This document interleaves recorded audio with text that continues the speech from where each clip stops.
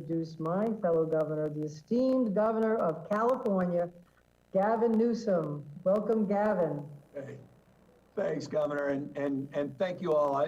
In particular, let me, and with respect to Governor Mills and myself, let me just thank the mayors in particular. I had an opportunity to listen in the last session to all the mayors, and there's an old saying that localism is determinative, that the federal vision on the issue of homelessness and affordability more broadly will be realized at the local level. So I just want to thank each and every mayor that's in attendance here today, not only for being here today, but being here every day to focus on this fundamental issue. Look, in California, and Governor, you can appreciate this, anybody from California recognizes this, this is our #1 pre-existing issue of affordability broadly in all its forms and manifestations, but none more acute than the issue of homelessness. We will never realize the federal vision unless we reconcile the challenges out on our streets and sidewalks and the affordability crisis here in the state of California. And so I want to just level set by acknowledging our role and our responsibility, but moreover, the accountability that needs to be placed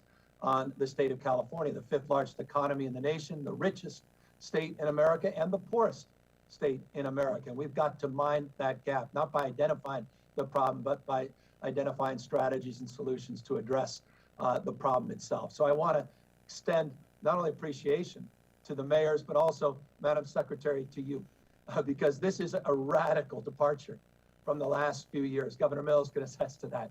We had a sparring partner, not a working partner at HUD. We were debating the merits, not demerits, the merits of a housing first model. We didn't have a secretary like McDonough who recognized his relationship and role and responsibility to be supportive as well. It was rhetorical, not realized in terms of the substance that you're bringing to the table. And this House, America, not only creates a numerical, but obviously is supported by an unprecedented amount of resources that you have provided, this administration has provided to states all across this country. And as a consequence, we can lay claim to a commitment of at least 34,000 units in terms of advancing the cause for House of America. And I can lay that claim of support because half of those 34,000 housing units, we have identified specific funding from the federal government, from the Biden-Harris administration.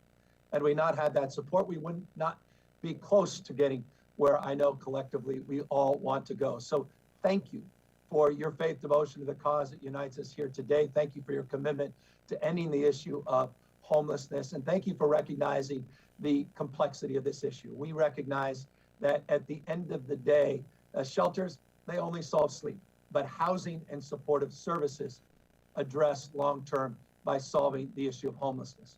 We also recognize the flexibility. I know that was discussed in the previous panel, but I also want to recognize your understanding of that flexibility. I understand that in my relationship with the mayors, many that are still with us, and I'm grateful to Mayor Schaaf, I'm grateful to Mayor Gloria and others that have been so determined to demand and expect more from the state, but also each other in terms of sharing best practices and solutions to this issue. But flexibility is foundational.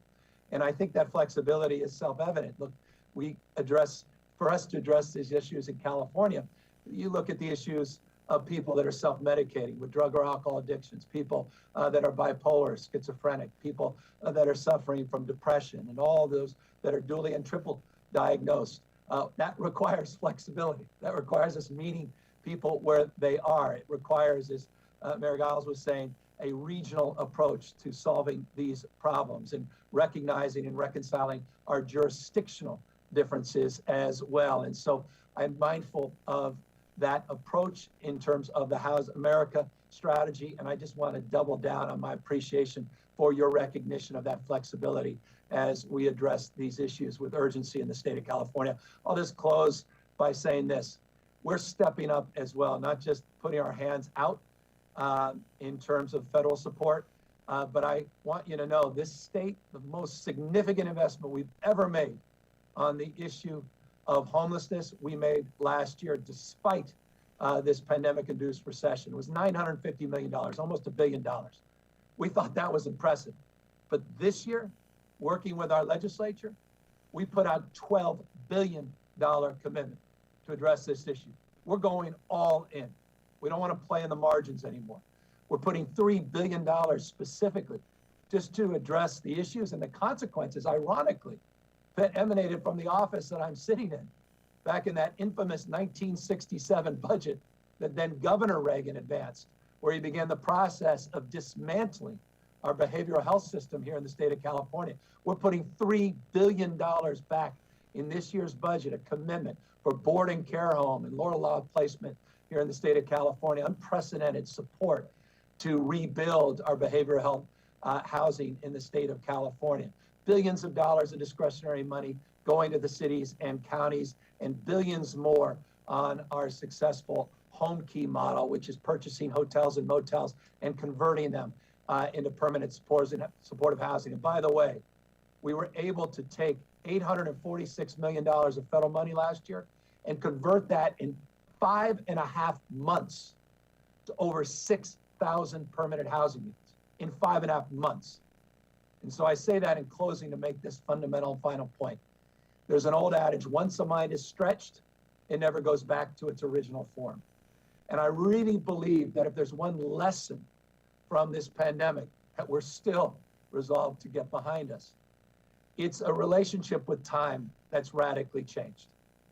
And this notion that we're capable of doing so much more than we even imagined pre-pandemic. And so we're going to bring that mindset and that resolve, that sense of intensity and determination and intentionality to this issue in ways we haven't in the past. And it is a long way of saying this. It's just wonderful to have a federal government that gets it and wants to get something big done. And so we extend appreciation and an open hand. And we look forward to working with all of you to make real what we're promoting and promising here today. This is a fundamental and moral issue. Final words. I think it was Plato, and it wasn't Plato, it was Aristotle, who said you can't live a good life in an unjust society. And so in that spirit, in that light, we are here resolved with gratitude to all of you, Madam Secretary, particularly you, for your sincere commitment to this cause.